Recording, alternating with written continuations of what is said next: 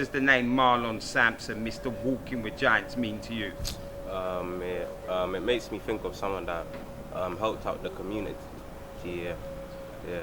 Yeah. So what I'm saying to you, when they closed the doors on that community centre, the safe haven for you and all your friends, what did that do to you? It made me feel like I didn't have a place to go. Yeah. Yeah, a place to go, yeah, I relax. Yeah, I chill out. And what I'm saying is, I've heard that it's facts that since they closed that door, the knife crime in your area has gone up a lot.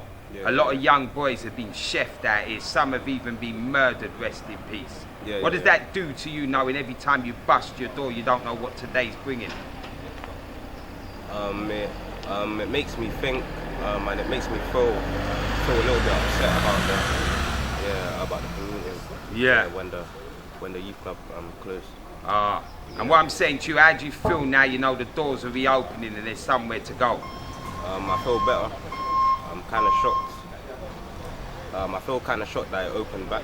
Yeah, because you didn't expect it, yeah. Okay, and I'm going to ask you, big man, what do you see out here for your future? Like, what do you want to be in 15 years? I want to have a good job, yeah. Have a good life and stuff. Yeah. And do you think from what the government's doing, the work they're putting in or saying they're putting in to help the youths on the blocks in the estates, do you think that's possible for you to have a better life out here? I think, I don't really think it is. I don't really think that they're putting up in enough work. Yeah. The same amount that they're saying they're putting in. I don't think they're putting in that much work. It's bad enough what black people's gone through with other races, trying to hold them down. I'm going to ask you a strong realness in this. What is it like for you when you do see black men, black women up on media saying they're helping other black people and really they ain't doing shit for the black community? They're about their self and getting paid. What does that do when you know that you have helped youths? The facts are there, the proof's there. That's just history repeating. That lets you know, if you ever wondered how black people ended up in slavery and stuff like that, if you ever wondered how it all like really went down, you know, sometimes you sit down and ponder it, like how could that really happen, how could it really go like that? Well, now you know. You get what I'm saying to you? Now you know, divide and rule, everyone for themselves, crabs in a bucket, all of that, you know what I'm saying to you? Now you know how those things happen. Now you know how nations fall. Now you know how some people crumble and they can never get back up again. Now you actually know how that actually happens. You get where I'm coming from? That's exactly what it is. Exactly what it is. Those people have done that because they believe that at the end of the day, it's every man for themselves. They no longer see themselves as part of a community. First of all, they don't see themselves as the cultural connections. They don't see that. And they don't even see themselves as human beings overall as well. Everyone just wants to see themselves as an individual. Everyone wants to chase the bag. Listen, that bag that a lot of people are chasing is just a bag of dirty laundry, and they want to hope that it don't fall out their hand and drop in the street because people are going to really see it for what it is. You understand? Real life, people are chasing a bag of dirty laundry. They're walking around with a bag of dirty laundry. Like, there ain't no bag. People know what the real bag is out here, like your family, your community. Like life, love. That's the reality. We're not talking about that no more. People be chasing money and that. It's like, money where? Money's at an all-time low anyway, so they got you chasing something which is hardly even in existence right now. And for that, people are switching up and damaging each other, and that's what's really going on.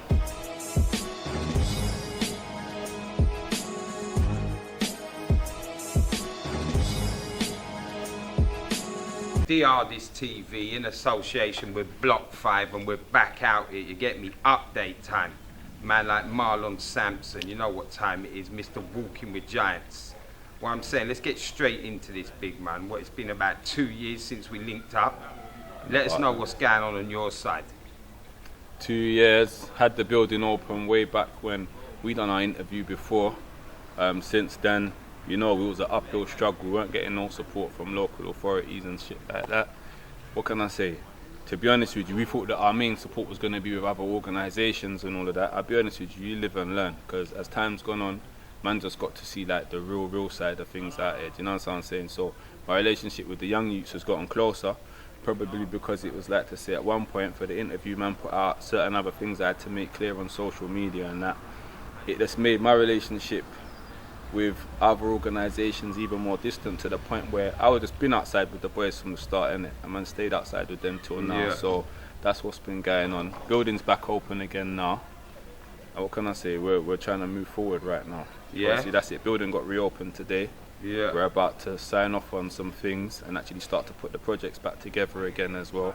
Like I say, it's been an uphill struggle. We lived and learned. And like I say, the building been closed. Right now, I'm supposed to be celebrating. But at the same time, I ain't really celebrating, car. It's one bag of things that's been happening since the building's been closed, isn't it? So yeah. So let's get into that, big man, because let me give him a little recap.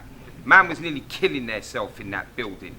He was 100. coughing up the place, Yeah, 100. struggling through. You couldn't have no days off because no one weren't trying to come in and fill in the gap while you're not there. 100. So the place has been closed now, like we're saying, coming on 1.5 years, 2 years. Yeah. You tell us, what's going on with the youths out here when they've had no safe haven? What's going on? The kids getting stabbed? What's going on? It's all been happening, like, well, to be honest with you, so much stuff be happening nowadays that I ain't even been able to keep up with it myself, like, and I'm talking more just in the locality, not like all over the place, but around there, I always saw it as one of those little environments where it didn't even need to be like that. Having the building there was an opportunity to build something, to kind of make these youths, bring them away from things, and actually get them a good direction as well. And on top of that as well, it was kind of early around there as far as knife violence and that goes. It was kind of early for all of that. So I just saw it that there was still an opportunity to kind of stop it before it even got to that. Do you get what I'm coming before it really became ingrained in the environment and that? But like I said, innit, like with us being out of the building, not having nowhere to be based at and that, we kept a good communication and relationship with the youths, but no structure. Man couldn't have no structure without no building. The bikes, like the computers, everything, no place for them. We got promised places to set them up. Other organisations just sat back and watched. Wasn't even trying to really help us set shop up anywhere else, you know what I'm saying? So with that being the case, and the youths paid for it, the youths in the environment paid for it. There's been a hella chefings, like there's been a hella youths have been mashed up out here, hella youths is all drawn into certain things now that they can't really come out of like that as a direct result of it. That's facts, everyone knows that's facts. Other organisations, the youths them know that's facts, obviously. So for me, like it's just back at it again, innit, back to work, innit. Like I've been walking around like a madman for a few years saying that the building's going to be reopened again, to the point I was wondering if I was just not believing it. But it's only true I prayed for it that I actually believed it. Do you get what I'm saying to you? Because as far as what people are showing me, it didn't look like it was ever going to happen. You see it, but we're back here now. Marlon Sampson, walking with giants. What does that name mean to you? Yeah, it's a good man in the community. He's always been out here to help the youth and just been a good man in general. This is something I asked you before when we first sat down. I'm going to ask you again. Your building ain't been open for 2 years. On this block, in this area, where else are them youths got to go when you're not about? Where else can they go and have a safe haven? As far as anything like a building or a facility, nowhere. That's been stated by council leaders, that's been stated by other organisations, the youths themselves. That's just a known fact. If it ain't walking with giants, it ain't nothing. At this level of violence, at this level of youth violence, there's nothing. And that's not me trying to put myself anywhere in the scheme of things. At the end of the day, there's other people doing loads of good work where they are. There's some people doing a lot of nothing, and there's us doing what we do, and there's nobody else there. Yeah. In this environment, in this area, there's nobody else here working where we're working at. And our thing isn't just based in this area. We have to have a network which isn't even available to other people. We have to have a network of being able to know we do. Come on. No, I'm good still. Obviously, there's a network there of being able to find out what's really going on and bring them back around again. That's what it is. So what I'm saying to you, let's be real, it's disgusting that this place ain't been open for 2 years. What are the feds, what are the council, what are all them people saying about the facts that the youths have had to roll around the streets for them 2 years? What are they saying to you? They ain't saying nothing to me about it. That's not really their concern still. It's my concern. It's the youths them's concern. They ain't saying nothing to me about it. Like, they don't talk to me, innit, and I don't talk to them. Like, obviously, it would benefit us if we was part of certain conversations, but that's just something that I knew was going to be, that's how it was going to be from the get-go, innit? Like, I'm not green out here, and I never came into this thing as a youth worker. I transitioned myself, innit? So I knew what was going to be happening there. I knew how this thing was really going to go in it. So we're not part of none of those conversations. They're not saying thank you. They're not saying thank you. They're not asking us no questions. We ain't got no answers for them. In some ways that works for us because it makes us even more approachable for the young people. But at the same time it puts us right outside as well, where we don't even know what's going on and we get no recognition for what we're doing. Now we don't want a pat on the back. We don't want no awards. We don't want to turn up at those funny ceremonies. But right about now we need that legitimacy so that we can be able to work with the young people at the right time and place where it's most effective, and that's what we ain't been getting till now. Okay, so what we do know is you ain't looking no pat on the back, but tell us, how have you grown? In them 2 years that you've been at a standstill, what have you grown in yourself for the next time round? Because like you say, reopen time. Yeah. I just learned there's a way to kind of connect for the sake of connecting, and there's a way to actually get things done. My thing is just to get things done. Like I just realized that rather than talking to 100 different people, there's maybe 2 people that I need to work with, and I now know who those peoples are and how to go about working together. And even if it's slow, to just stick with the slow route rather than trying to take the fast route, because it may not last for as long as it needs to really affect the young person. I know which individuals and which organisations really do have a genuine vision for the young youths and that as well. Do you know what I'm saying? Yeah. We really do have a long-term vision for them, and whose visions is just on paper. Like, man actually understand that, and I know who actually support the work we do, really believe in it and love the work we do, and who are kind of tired of it, kind of exhausted by it, who really don't want to hear the type of work that we're doing. Do you know what I mean? Who don't really want to see that real life work. I know who the time wasters are now, innit? Yeah. Like, I know what conversations are real, and I know what conversations only exist on social media. I know what pictures are actually like, raw, that really did happen. And I know what photos people are just all bunched in there, tagging themselves and tagging a million other people in there, just because it supports a current narrative. Do you know what I mean? Okay, so you talking about Instagram and you knowing what's real and what's not. We're going to quickly jump in on something. Like you say, there's a lot of people up on Instagrams, Facebooks, Twitters. They're making out they're out here for the youth, black or white. They're not out for no one. They are up there just trying to get some sort of funding to do things for themselves. Trying to make themselves look popular because they're getting likes and shit. You tell me, what does that do to you when you see these people doing this? There was a time when it used to piss man off. Now I just look past it. I'll be honest with you. Now I just look past it. The only thing is that I tell you what it does though. The only time when it really agitates me, I know that young youths seeing that if it ever pops up on their timeline or that, it gives them a certain view of services as a whole. It gives them a certain view of mentorship, management as a whole, where they just look at it and say, it's all dead, it's all fake. And I'll be honest with you now, anybody now asking me, what do you do? I don't even tell them that I do mentoring. I tell them I'm a manager. I tell them I do youth management. Reason why, and it's not even me just being clever with words, the reason why I say I do youth management, because I don't wait for a little youth to show that he's a football star, to show that he's got musical talent, to show that he's got any academic talent before he deserves a manager. Usually you only associate managers with people that have already shown something. Me personally, I'm fully aware that every youth's got something, you know. So my thing is, I come in at a manager from the start. From the start, I'm here to help you as a manager to connect the dots, take you to the next level. Not no mentorship. Forget all that now. Everybody's a mentor nowadays, and man, I'm tired of it. Do you understand what I'm saying to you? Like it hasn't got no legitimacy no more. So you can't even. I step into roles now and I tell people I'm a mentor, and they don't even know what that means. They don't even know what that means at all. That's how vague it's gotten. So I tell them I'm a manager. I manage these little youths and actually help them with direction and where they need to go in life, and really connect those dots way outside of what a mentor is going to do. Like, I'm not here to just keep you alive. Keep you alive to do what? What type of life are you going to live when you're alive? That's what I'm saying to you. We're trying to get to the next level right now. So I'm going to tell you, behind camera, I was talking to some of the youths off this block estate, and they're telling me some good dreams of their future. There's people that want to be architects, you get me? There's people that want to own their own plumbing companies. You're part of that. What does that do to your heart knowing, listen, kids that are on blocks where knife crime's at its highest are wanting to do good things, and it's because of what you've been showing them through the years? That just shows me I need to step it up. So if outside's gotten worse, then obviously we're just going to get more dynamic in what we do as well. So obviously that's what it is. I just step it up. That makes me feel good that obviously they've got that mindset. Now I need to step it up so we can reach to that. You get what I'm saying to you? And so with the peer mentorship and all of that as well, so they can bring the next set through as well. Do you get where I come from? Because like I say from the get-go, this is real life stuff. Do you understand what I'm saying to you? We just don't come to mind for certain other people because they're just jumping on narratives and they just want to be seen to be doing something. They just want to be seen to be walking around and put themselves out there. Saying even nothing like that. Do you get where I'm coming from? You know this already. From the beginning, I've been trying to get the young boys to be in front of the camera, to be this and to be that, if it benefits them, simply because it ain't for me. I don't need to be out there like that. Do you get where I'm coming from? I just need to do my piece behind like a manager. That's me. Look at a football team.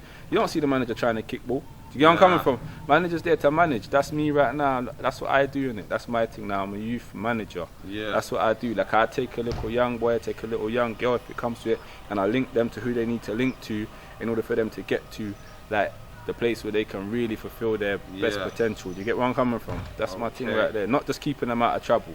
Like, keeping out of trouble doesn't mean there's little youths out there right now that are not in trouble, but they're in their room depressed. Yeah. They ain't been out in ages. They're dealing with other stuff, or they got anxieties about where they're gonna go in life. Do you get where I'm coming from? We're here to connect those dots in it. So that's why it's youth management, walking with giants from now on out. One of the young gentlemen who walks the block where Marlon Sampson does his thing to help the youth. You get me? You tell us, big man, what does that name mean to you? He's the man. Yeah. Trust me. Well, you saying, what's his effect out here done to help the youth? You get me? He's done a lot, so he's done there. Yeah. Yeah. So when that place there was closed for the 2 years, what did that do to you and the people that you walk with around here, knowing there was no safe haven? It was a factory, man. You couldn't really do much. Like it got closed down and that. Couldn't go there. It was inconvenient. Yeah. Yeah, man. And what's it feel when you come out your house, you've got no safe haven, and you know that young youths are being chefed all the time? Me personally, I've got places to go in it, but Yeah. for other people, I would think that's a nuts position to be in. Yeah. I have nowhere to go, and that's peak. All right, so lastly, I'm going to ask you, big man, what do you see for the future? Give it 10, 15 years. What do you want for yourself out here? For myself, Yeah. to be out of it, man. Yeah. To be gone. Yeah, literally just out of there. Yeah. And when you watch TV and you see what's going on in the papers, on the radio, do you feel like the government's doing enough to make that possible for you? No, man, but it happens, innit? Yeah. Nothing really can do about it. Like. Yeah. Never really gonna change that. We ain't got much power out there. So last but not least, big man, obviously the doors got closed. They're now busting open. Yeah. You tell us, what's your angle when you reach through that door? What are you looking to start doing this time? Forward. Everything's forward. Like all these other people out there doing some stuff, very like questionable stuff, or trying to actually like use the youths to get ahead and that and all of that. Listen, like I guess I'll end up stepping on you guys by default, because that's just what man does. Cause my path is real, and sometimes my path is like a railroad. It just goes right through some of you people. So I'm not going out of my way to double back and expose no one or highlight. We're not going back over no old ground. Yeah. So anything that we was doing before, we've definitely modified it. We've definitely progressed it and adapted it since then as well, because our thing's always for the benefit of the youths. You get where I'm coming from? So a lot of things where maybe is different from before, it's better because we adapted it based on what the youths need, what benefits them, and that's just what it is. So that's what we're going to do now. So it's definitely been a learning process. Obviously, you know, I was in hospital for a while as well. While I was in there, two things I realised is that life is short. I got a second chance 100%. When I was in, I was diagnosed with 3-stage cancer. They said they were looking for the 4th place as well. I prayed it out. Yeah, I prayed it out. My prayers was answered, and it wasn't for no reason. You know what I'm saying? 100%. Let me talk to you on Marlon Sampson, walking with giants. What's that name mean to you? Marlon's always been around from when I was younger, and he's made sure that I stay out of trouble. Like, he's giving me things to do, like just little work really, just making me feel independent and stuff. And then when I was leaving college, I didn't really know what I wanted to do. Yeah. And it was Marlon that really convinced me to do art mechanics. He said it was a good trade, and then he opened the building, which gave me a place to go.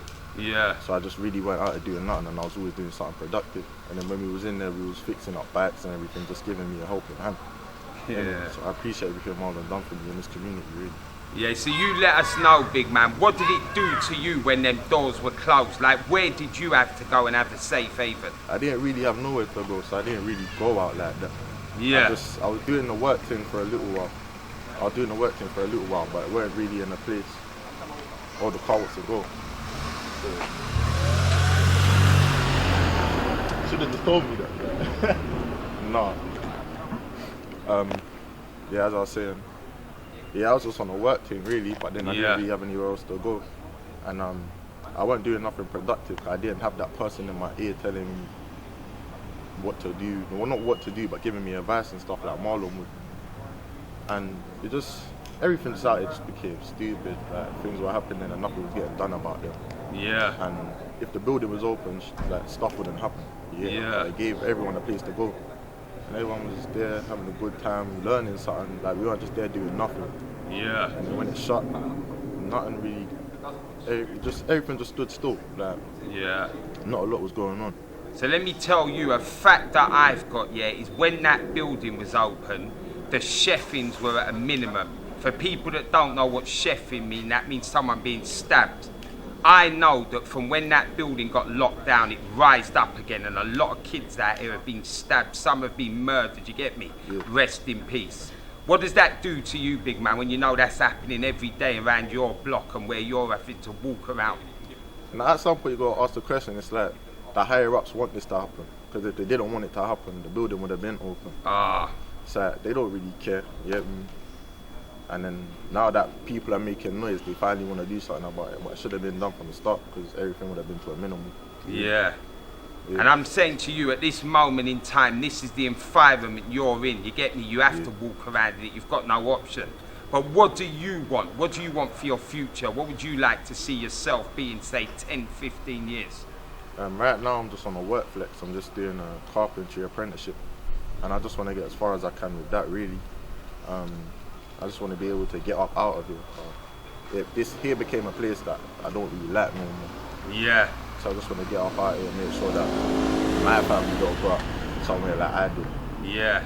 Have it easier than I did around here, really. Yeah. And lastly, if you look at what goes on around you and what you see on the TV, do you feel like there's a positive future through the government? Are they trying to make a better day for the young youths out here? No, they're not, but they're going to keep saying that they are, and they're doing everything they can, but they're not.